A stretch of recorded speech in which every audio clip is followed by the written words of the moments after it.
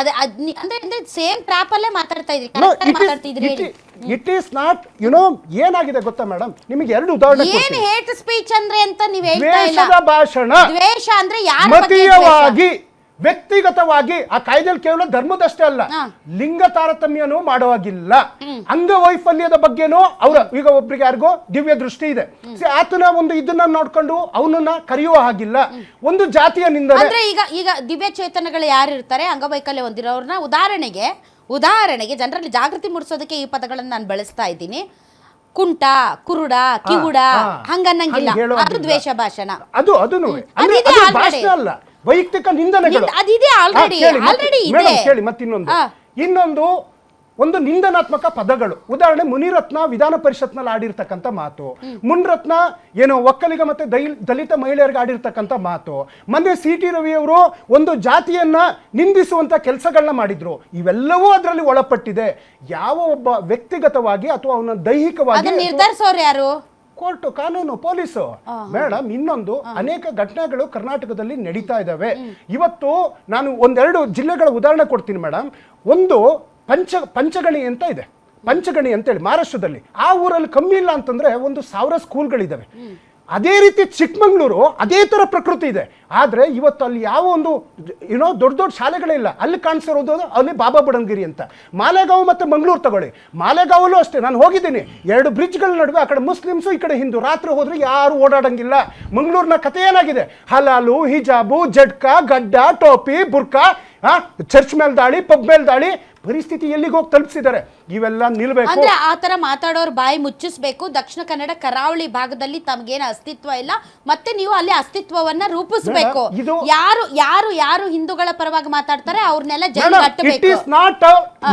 ಹಿಂದೂಗಳು ಅಂತ ನೀವ್ ಯಾಕೆ ಒಬ್ರನ್ನ ಒಂದ್ ಕಮ್ಯುನಿಟಿ ತೊಳ್ತೀರಾ?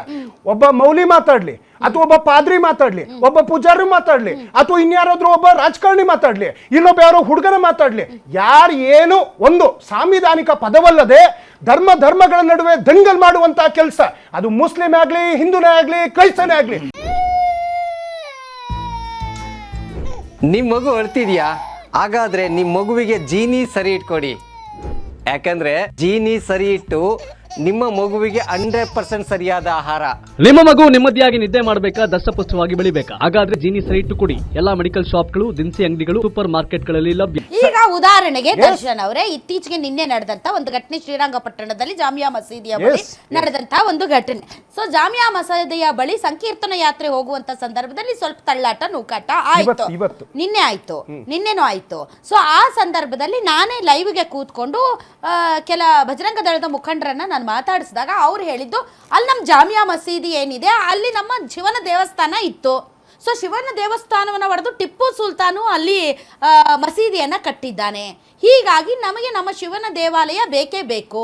ಜಾಮಿಯಾ ಮಸೀದಿಯಲ್ಲಿ ಯಥಾಸ್ಥಿತಿ ಕಾಯ್ಕೊಳ್ಬೇಕು. ಅಲ್ಲಿ ಏನೇನೋ ಮಾಡ್ತಾರೆ ಮುಸಲ್ಮಾನರು, ಅದು ನಮಾಜ್ ಏನೇನೋ ಮಾಡ್ತಾ ಇದ್ದಾರೆ.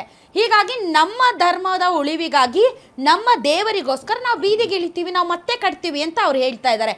ಇದು ದ್ವೇಷ ಭಾಷಣ ಆಗುತ್ತಾ? I am saying it. ಖಂಡಿತ ಮೇಡಮ್. ಈಗ ಟಿಪ್ಪು ಬಗ್ಗೆನೇ ತಾಳೋಣ. ಇವ್ರು ಕಟ್ಟೋ ಇತಿಹಾಸ ಏನೋ ನನಗೆ ಗೊತ್ತಿಲ್ಲ.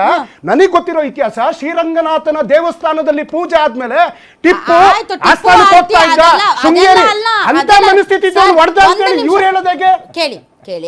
ಬಾಬಾ ಸಾಹೇಬ್ ಅಂಬೇಡ್ಕರ್ ಏನು ಹೇಳಿದ್ದಾರೆ ಅಂತಂದರೆ, ಮೊಘಲ್ ರಾಜ್ಯ ಪರಕೀಯರ ದಾಳಿಯಿಂದ ಹೇಗೆ ಹಿಂದೂ ದೇವಾಲಯಗಳು ನಾಶಗೊಂಡವೋ, ಅದಕ್ಕಿಂತ ಮುಂಚೆ ಬೌದ್ಧ ಮತ್ತು ಜೈನ ಬಸದಿಗಳ ಮೇಲೆ ಅತ್ಯಂತ ಹೆಚ್ಚು ದಾಳಿಗಳಾಗಿವೆ. ದಾಳಿ ಮಾಡಿದವರು ಯಾರು, ಅದರ ಬಗ್ಗೆ ಫಸ್ಟ್ ಮಾತಾಡಿ ಅಂತ. ಅದಲ್ಲ ವಿಚಾರ. ಈಗ ನೀವು ಅಲ್ಲಿ ದೇವಸ್ಥಾನ ಇತ್ತೋ ಮಸೀದಿ ಇತ್ತೋ ಇಂಪಾರ್ಟೆಂಟ್ ಅಲ್ಲ, ನಿಮ್ ದ್ವೇಷ ಭಾಷಣಕ್ಕೆ ಲಿಂಕ್ ಮಾಡಿ. ಹೌದು, ನಮ್ಮ ಯುವಕರು ಪ್ರಾಣ ತ್ಯಾಗ ಮಾಡಿ ಆದ್ರೂ ಅಲ್ಲಿ ದೇವಸ್ಥಾನವನ್ನ ಕಟ್ಟುತ್ತಾರೆ. ಇದು ದ್ವೇಷ ಭಾಷಣನ ಅಥವಾ ಧರ್ಮದ ಪರವಾಗಿ ನಿಲ್ಲುವಂತಹ ವಿಚಾರನ? ಫಸ್ಟ್ ಹೊಟ್ಟೆಪಾಡು, ಫಸ್ಟ್ ಬದುಕು, ಫಸ್ಟ್ ಉದ್ಯೋಗ, ಶಿಕ್ಷಣ. ಆಯ್ತಾ? ಇವತ್ತು ಹಾವೇರಿಲಿ ನೋಡ್ತಾ ಇದ್ದೀನಿ, ಅದೇನೋ ಮೇಡಮ್ ನಾನು ಹೇಳೋದಕ್ಕೆ ಉತ್ತರ ಕೊಡಿ. ದ್ವೇಷ ಭಾಷಣನ ಅದು 100% ಕೇಸ್ ಹಾಕ್ತೀರಿ. ಯಾರು ದ್ವೇಷ ಈ ರೀತಿಯಾದಂತ ಪ್ರಚೋದನೆಗಳನ್ನ ಕೊಡ್ತಾರೆ 100% ಕೇಸ್ ಹಾಕ್ತಿವಿ. ಅದು ಮುಸಲ್ಮಾನೇ ಆಗಿರ್ಲಿ, ಹಿಂದೂನೇ ಆಗಿರ್ಲಿ. ಸುಮಾರು 5,000ಕ್ಕೂ ಹೆಚ್ಚು ಯುವಕರು ಬಂದ್ರಪ್ಪ ನಿನ್ನೆ. 5,000ಕ್ಕೂ ಹೆಚ್ಚು ಯುವಕರು ಹನುಮ ಮಾಲಾಧಾರಿಗಳಾಗಿ ಬಂದ್ರು ನಿನ್ನೆ ಸಂಕೀರ್ತನ ಯಾತ್ರೆಗೆ. ಆ 5,000 ಜನನು ಅಲ್ಲಿ ನನ್ನ ಆರಾಧ್ಯ ದೈವ ಶಿವನ ದೇವಸ್ಥಾನವಿದೆ, ಹೀಗಾಗಿ ನಾವು ಮತ್ತೆ ಶಿವನ ದೇವಸ್ಥಾನ ಕಟ್ತೀವಿ ಅಂತ ಬಂದಿದ್ದಾರೆ. ಅದಕ್ಕೋಸ್ಕರ ನಾನು ಪ್ರಾಣ ತ್ಯಾಗ ಆದ್ರೂ ಕೂಡ ಪರವಾಗಿಲ್ಲ ಅಂತ ಬಂದಿದ್ದಾರೆ. ಹಾಗಾದ್ರೆ ಅವರೆಲ್ಲರ ಮೇಲೆ ಕೇಸ್ ಹಾಕ್ತೀರಿ.